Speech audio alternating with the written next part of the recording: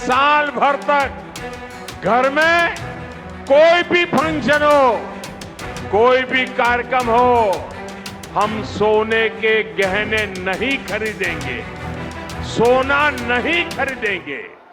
नमस्कार, स्वागत आहे आपलं नवराष्ट्रमध्ये। आज आपण खूप महत्त्वाच्या गोष्टीवर चर्चा करणार आहोत, ते म्हणजे सोने खरेदी। तुम्हाला माहीतच असेल, अनेक बातम्यांमध्ये तुम्ही आतापर्यंत ऐकलं असेल की पंतप्रधान नरेंद्र मोदी यांनी काल एक महत्त्वपूर्ण घोषणा केली आणि भारतभर त्याची सध्या चर्चा आहे की तुम्ही सोने खरेदी 1 वर्षासाठी टाळा किंवा कोणताही कार्यक्रम घरी असेल तर कृपया सोने खरेदी करू नका, त्यामध्ये जास्त गुंतवणूक करू नका। त्यानंतर त्यांनी अनेक यासोबतच घोषणा केलेल्या आहेत की मेट्रोने प्रवास करा, सार्वजनिक वाहतुकीचा वापर जास्तीत जास्त करा, त्यानंतर इंधन वाचवा। या सगळ्याचा जो परिणाम आहे तो आता पुढे कशा प्रकारे होतोय यासाठीच आपण आज इथे पुणे सराफ असोसिएशनच्या ऑफिसमध्ये आहोत आणि या सर्व गोष्टींवरच चर्चा करण्यासाठी आपल्यासोबत पुणे सराफ असोसिएशनचे उपाध्यक्ष अभय गाडगीळजी आपल्यासोबत उपस्थित आहेत। आपण त्यांच्याकडूनच जाणून घेणार आहोत की सोने बाजारावर या सगळ्या घोषणांचा काय परिणाम होऊ शकतो। स्वागत आहे आपलं नवराष्ट्रमध्ये। सगळ्यात पहिला तर मला प्रश्न आहे की तुम्ही जेव्हा घोषणा ऐकली पंतप्रधानांची, त्यानंतर एक एक्सपर्ट म्हणून किंवा इतक्या वर्षांपासूनचा तुमचा अनुभव आहे या क्षेत्रातला, तर तुमची पहिली काय भावना होती, काय प्रतिक्रिया खरं म्हणाल तर तशी वेगळी काही नव्हती। याचं कारण असं आहे की आम्हाला म्हणजे प्रत्येकालाच माहिती की सोनं आणि आपले भारतीय लोक यांचं एक वेगळं नातं आहे आणि ते नातं जे आहे ते परंपरेनुसार आलेलं आहे आणि ती परंपरा कधीच तुटू नाही शकत। त्यामुळे ह्याच्या पुढेही ही परंपरा चालू राहणार आहे। लोक हे सोनं घेतच राहणार आहेत, कारण आज लोकांच्या दृष्टीने सुरक्षित ठेव म्हणून हे सोनं आहे आणि त्यांनी जो काही परतावा दिलेला आहे तोही आपण बघितलेला आहे गेल्या काही वर्षांमधला। आणि आता युद्धजन्य परिस्थितीमुळे शेअर मार्केटवर होणारे परिणाम याचाही लोकांच्या पुढे प्रश्न आहे की काय करायचं। तर त्याच्या पुढे हा एकमेव पर्याय असा आहे की सोनं घेणं आणि सोनं हे सुरक्षित ठेव म्हणून घेणं। आता तुम्ही जे म्हणालात सुरक्षित ठेव, तर भारतामध्ये असं प्रचलित आहे की खूप मोठी गुंतवणूक ही सोन्यामध्ये लोक करतात, म्हणजे शेअर बाजारात करतात किंवा इतर ठिकाणी सुद्धा करतात। सोन्यामध्ये खूप मोठी गुंतवणूक आहे।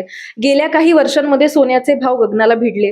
आता कुठे मार्केट स्थिर व्हायला लागलं होतं तर ही घोषणा झाली, तर गुंतवणूकदारांना तुम्ही काय सांगाल या घोषणेनंतर? नाही, या घोषणेच्या पेक्षाही माझं असं म्हणणं आहे की गेल्या काही वर्षांमध्ये म्हणजे म्हणा किंवा पहिल्यापासून जर तुम्ही विचार केला तर सोन्याचे भाव हे कायमस्वरूपी चढेच राहिलेले आहेत।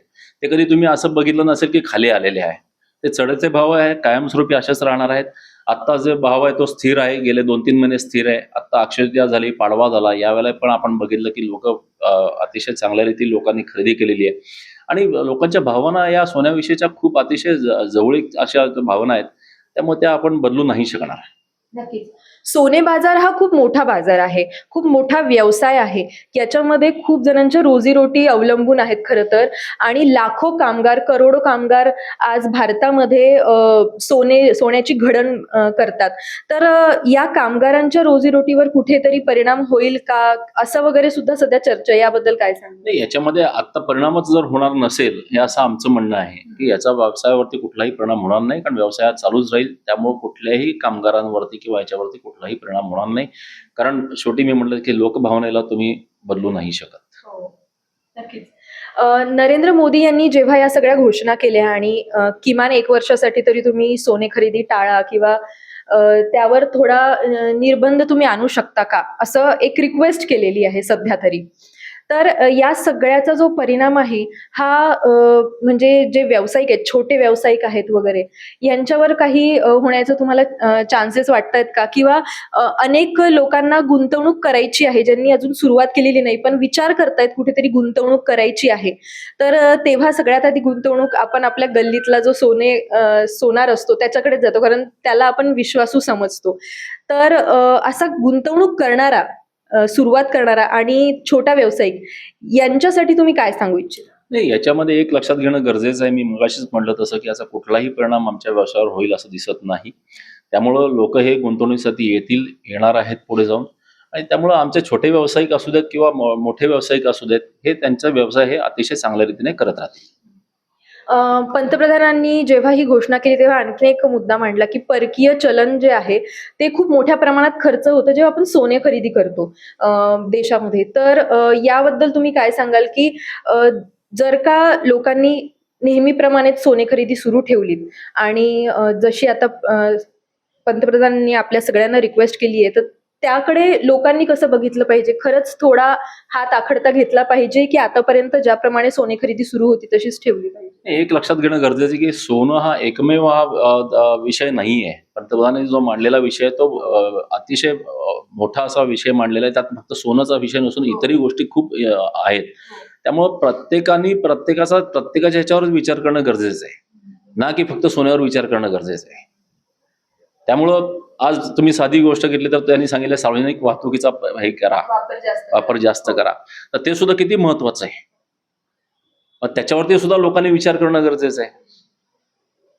त्यामुळं मला असं वाटतं की ओव्हरऑल विचार करणं गरजेचं आहे, ना की फक्त एका व्यवसायाला धरून विचार करणं गरजेचं आहे.